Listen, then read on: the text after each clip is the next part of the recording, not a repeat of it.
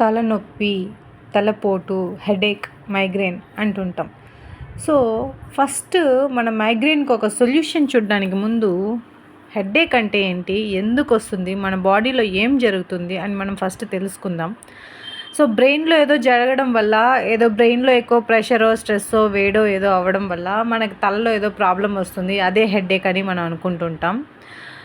కానీ మన బాడీలో ఒక చోట్లో ఏదో ఒక మిస్టేక్ జరిగితే అది బ్రెయిన్‌లో ఎఫెక్ట్ అయ్యి దానివల్ల మైగ్రేన్ అని వస్తుందని కొన్ని విషయాలున్నాయి. సో, అదేంటని ఇప్పుడు మనం తెలుసుకుందాం.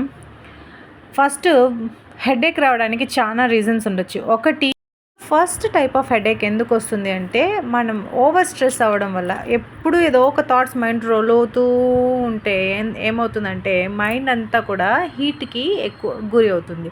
హీట్ ఎక్కువైనప్పుడు ఏమంటే వాటర్ ఎనర్జీ అనేది తక్కువైపోతుంది.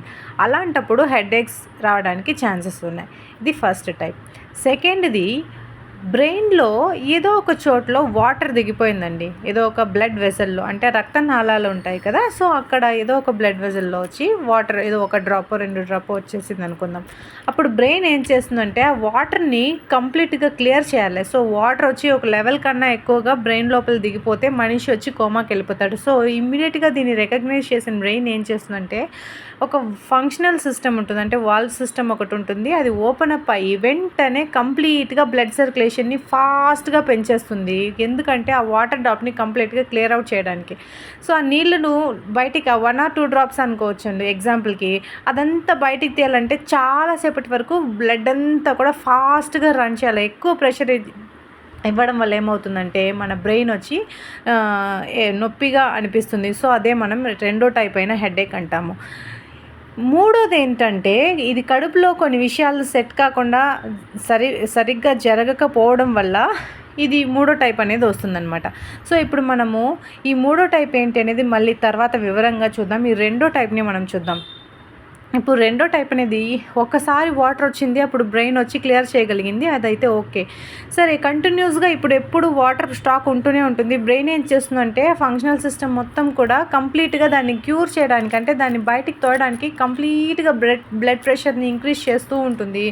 ఎక్కువ ప్రెషర్ అవ్వడం వల్ల హెడేక్ వచ్చేస్తుంది. సో, ఇది రిపీటెడ్గా జరగడం వల్ల ఏమవుతుందంటే ఒక సైడ్ కంప్లీట్గా నొప్పి రావడం, లేకుంటే రెండు సైడ్లు కంప్లీట్గా పొడిచినట్లు నొప్పి ఉండడం, దీన్నే కంటిన్యూస్గా రావడాన్ని ఏమంటారంటే మైగ్రేన్ అని అంటుంటారు.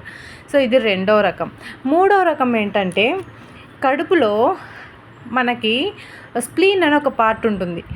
మనకు స్ప్లీన్ ఏం చేస్తుందంటే మన బాడీలో రెడ్ బ్లడ్ సెల్స్ అంటాం, అంటే ఎర్రని రక్త కణాలు.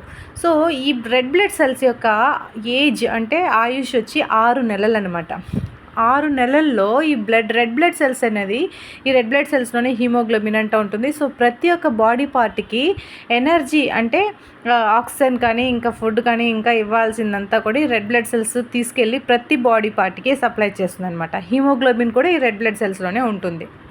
ఈ రెడ్ బ్లడ్ సెల్స్ ఇప్పుడు ప్రతి బాడీ పార్ట్కి సప్లై చేస్తూ ఉండాలి. సో, ఈ రక్త కణాల్లో వెళ్తూ ఉన్నప్పుడు ఏం జరుగుతుందంటే కొన్నికి యాక్సిడెంట్ అవ్వచ్చు, కొన్ని టైర్డ్ అయిపోవచ్చు, కొన్నిటికి సఫిషియెంట్ అయిన న్యూట్రియన్స్ లేకపోయి ఉండొచ్చు, కొన్నిటికి వయసు అయిపోయి ఉండొచ్చు. సో, ఇలాంటివన్నీ ఏం చేస్తుందంటే స్ప్లీన్ కంట్రోల్ చేస్తుంది, ఎన్ని రక్త కణాలు ఉండాలి, ఎప్పుడు ఉండాలి అని. ఏదైనా వైరస్ బ్యాక్టీరియానో బయట నుంచి వచ్చేసిందంటే వెంటనే దానికి ఫైట్ చేయాల్సిన వైట్ బ్లడ్ సెల్స్ని ఎన్ని జనరేట్ చేయాలి అనే మొత్తం కంట్రోల్ అంతా కూడా ఈ స్ప్లీన్ దగ్గరే ఉంటుంది. సో, ఇమ్యూనిటీ పవర్ని పర్ఫెక్ట్గా మెయింటైన్ చేయడానికి కావాల్సింది స్ప్లీన్ దగ్గర ఉంటుందన్నమాట. సో, ఈ రెడ్ బ్లడ్ సెల్స్ ఏమవుతాయంటే కొన్ని ఇంకా వయసు అయిపోయినవి, యాక్సిడెంట్ అయిపోయినవి, సరిగ్గా లేనివి, డ్యామేజ్ అయినవి, ఇవన్నీ కూడా స్ప్లీన్ మొత్తం తీసేసుకుని లివర్కి పంపించేస్తుంది. లివర్ వాటిని వేస్ట్ చేయకుండా ఏం చేస్తుందంటే దాన్ని కంప్లీట్గా గ్యాల్ బ్లాడర్ అనే ఒక పార్ట్ ఉంటుంది. సో, ఇక్కడ ఇమేజ్లో చూపిస్తున్నాను చూడండి. ఇక్కడ పర్పుల్ అండ్ పింక్ కలర్లో ఉంది కదా, దీన్నే స్ప్లీన్ అంటారు. ఇదే ఈ red blood cells, white blood సెల్స్ని బ్యాలెన్స్ చేస్తుంది. ఇప్పుడు ఎర్ర రక్త కణాలు, తెల్ల రక్త కణాలు అంటాము. సో, ఇదంతా కూడా గ్యాల్ బ్లాడర్, ఈ గ్రీన్ కలర్ పచ్చ కలర్లో ఉంది కదా, ఇదిదా గ్యాల్ బ్లాడరు. సో, ఇప్పుడు ఈ లివర్ ఏం చేస్తుంది, మెరూన్ కలర్లో ఉంది కదా, ఈ లివర్ మొత్తం ఈ రక్త కణాలని వేస్ట్ అయినవన్నిటిని స్ప్లీన్ దగ్గర నుంచి తీసుకెళ్ళి గ్యాల్ బ్లాడర్లోకి వేసేస్తుంది. దీన్ని పిత్తం అనేసి అంటారనమాట. ఈ గ్యాల్ బ్లాడర్లో ఏమవుతుందంటే పిత్తం జనరేట్ అవుతుంది, అంటే బైల్ జ్యూస్ అంటారు. ఈ గ్యాల్ బ్లాడర్ ఏం చేస్తుందంటే ఈ బైల్ జ్యూస్ని కంప్లీట్గా కొంచెం కొంచెంగా స్మాల్ ఇంటెస్టైన్లోకి పంపించేస్తుంది. స్మాల్ ఇంటెస్టైన్ ఈ గ్యాల్ బ్లాడరు కనెక్ట్ అయ్యేదానికి ఒక ప్లేస్ ఉంటుంది, దాన్నే బైల్ డక్ట్ అంటారు. ఈ బైల్ డక్ట్ అంటే ఏమంటే ఈ గ్రీన్ కలర్ కనెక్షను ఇక్కడ స్మాల్ ఇంటెస్టైన్కి వస్తుంది కదా, సో దీన్నే బైల్ డక్ట్ అంటారు. ఈ కొంచెం కొంచెంగా దాంట్లో ఉన్న బైల్ జ్యూస్ అంతా కూడా స్మాల్ ఇంటెస్టైన్కి ఎందుకు పంపిస్తుందంటే ఫ్యాట్ అంతా కూడా డైజెస్ట్ అవ్వడానికి బైల్ జ్యూస్ కావాలి. సో వేస్ట్ అయిన రెడ్ బ్లడ్ సెల్స్ని తీసుకొచ్చి బైల్ జ్యూస్గా కన్వర్ట్ చేసి ఆ బైల్ జ్యూస్ ద్వారా ఫ్యాట్ని డైజెస్ట్ చేస్తుంది మన బాడీ. సో ఇప్పుడు ఏం జరుగుతుందంటే ఈ డక్ట్ ఒకవేళ క్లోజ్ అయిపోయింది అనుకోండి, ష్రింక్ అయిపోయింది, లేకుంటే సన్నగా అయిపోయింది, దీన్ని వెళ్ళడానికి చాలా చిన్న మార్గమే ఉంది. ఇప్పుడు ఏమవుతుంది, గ్యాల్ బ్లాడర్ పైన ప్రెషర్ పడిపోతుంది. గ్యాల్ బ్లాడర్ ఎంత హోల్డ్ చేయగలుగుతుంది, కొంతవరకే చేస్తుంది. అప్పుడు ఏమవుతుంది, ఇన్స్టెంట్గా మన బ్రెయిన్కి ఇన్ఫర్మేషన్ వెళ్ళిపోతుంది, ఇలా గ్యాల్ బ్లాడర్లో వచ్చి బైల్ జ్యూస్ ఎక్కువైపోయింది, దీన్ని పంపించడానికి బైల్ డక్ట్ ఓపెన్ కావడం లేదు అని. ఇలాంటప్పుడు బ్రెయిన్ ఏం చేస్తుందంటే ఎక్కువ ప్రెషర్ని పంపిస్తుంది, ఎక్కువ ప్రెషర్ని క్రియేట్ చేస్తుంది. అప్పుడు బ్లడ్ సర్క్యులేషన్ అనేది ఎక్కువ జరుగుతుంది. దీనివల్ల కూడా వామిటింగ్ సిచ్యువేషను, హెడేక్ ఇట్లాంటి సెన్సేషన్స్ ఉంటూ ఉంటాయి. సో సమ్టైమ్స్ మనకు హెవీగా హెడేక్ వచ్చినప్పుడు వామిట్ వచ్చేసింది అనుకోండి, ఫుల్ వాటర్గా వచ్చేస్తుంది. అప్పుడు ఆ బైల్ జ్యూస్ అంతా కూడా బయటకు వచ్చేసిందంటే బ్రెయిన్ రిలాక్స్ అయిపోతుంది, కడుపు రిలాక్స్ అయిపోతుంది అనమాట. సో ఇది మూడో రకం. ఇప్పుడు ఈ ఫస్ట్ త్రీలో ఏదైనా కావచ్చండి, different types of migraine headache వస్తుంది. ఇది రిపీటెడ్గా ఈ ఒకసారి 2 సార్లు వచ్చే హెడేక్స్ కంటిన్యూస్గా రిపీటెడ్గా వస్తే దీన్నే మైగ్రేన్ అని అంటారు. దీనికి అలోపతిలో పర్మనెంట్గా క్యూర్ అయితే లేదండి. ఇచ్చే మెడిసిన్స్ అన్నీ కూడా అప్పటికి ఆ రక్తనాళాలను పెద్దది చేయడానికి ఒక ట్యాబ్లెట్స్ ఇస్తారు.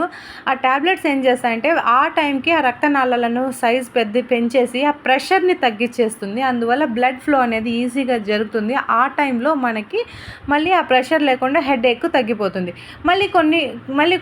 కొన్ని రోజుల తర్వాత ఏమవుతుందంటే మళ్ళీ తిరిగి అదే సిచ్యువేషన్ రావడం వల్ల మళ్ళీ ప్రెషర్ ఇంక్రీజ్ అవుతుంది. ఈ అలోపతి మెడిసిన్స్ ఏమంటే మన బ్లడ్ని జస్ట్ మన పెయిన్ని అప్పటి వరకు తగ్గించడానికి మాత్రమే, కానీ కంప్లీట్గా క్యూర్ అయితే ఏది చేయలేదన్నమాట. సో దీనికి మన నేచురల్ మెడిసిన్లో చాలా బెస్ట్ ట్రీట్మెంట్స్ ఉన్నాయి. సో 1 రోజులో 2 రోజులు అయితే ఖచ్చితంగా తగ్గిపోదండి. కొన్ని నెలల పాటు యూస్ చేస్తే ఖచ్చితంగా దీనికైతే సొల్యూషన్ దొరుకుతుంది. ఇప్పుడు నేను చెప్తున్నాను కదా, ఇక్కడ లివర్ దగ్గర నుంచి బైల్ డక్ట్ ష్రింక్ అయిపోయిందని. ఇప్పుడు ఈ బైల్ డక్ట్ని మళ్ళీ పెద్దది చేయాలంటే చిన్న ఆనియన్స్, అంటే ఉల్లిపాయలు ఉంటాయి కదా, చిన్నవి సాంబార్ ఆనియన్స్ అంటారు. చిన్న ఉల్లిపాయలని రాయితో కొట్టి జ్యూస్ తీసుకోవాలి. అంటే మెషిన్లో వేయకూడదు, మిక్సీలో వేయకూడదు. లేకుంటే బీట్రూట్ అంటున్నాను, రాడిష్ అంటే ముల్లంగి. ఈ ముల్లంగి తోలంతా తీసేసి ఈ 2 కూడా ఫ్రిడ్జ్లో పెట్టకూడదండి.